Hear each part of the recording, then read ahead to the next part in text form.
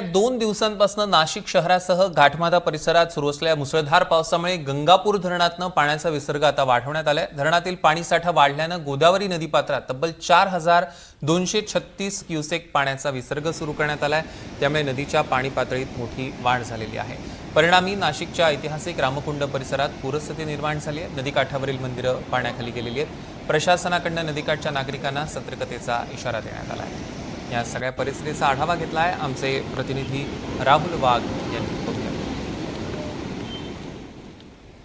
गेल्या 2 दिवसापासून नाशिक शहरासह घाटमाथा परिसरामध्ये कोसळत असलेल्या पावसामुळे गंगापूर धरणातून आता 3165 क्युसेकचा विसर्ग हा रामकुंड परिसरामध्ये सोडण्यात आलेला आहे। आणि आपण आता त्याच रामकुंड परिसरामध्ये आहोत। या ठिकाणी जर आपण बघितलं तर या ठिकाणी पूरस्थिती निर्माण झालेली आहे। पाण्याचा इंडिकेटर म्हणून समजल्या जाणाऱ्या दुतोंड्या मारुतीच्या छातीपर्यंत या ठिकाणी पाणी आलेलं आहे।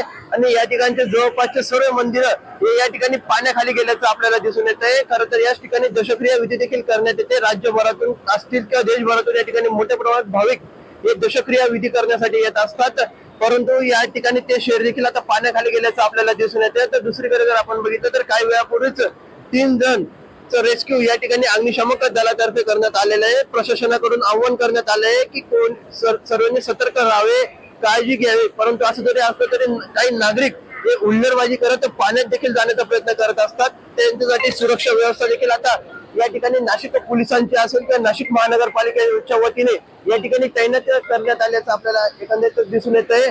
तर दुसरीकडे जर आपण बघितलं तर या ठिकाणी मोठ्या प्रमाणात पूरस्थिती निर्माण झाल्याचं आपल्याला दिसून येत आहे।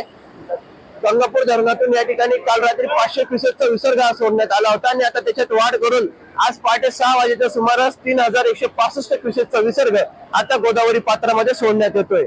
राहुल वाघ, NDTV मराठी, नाशिक।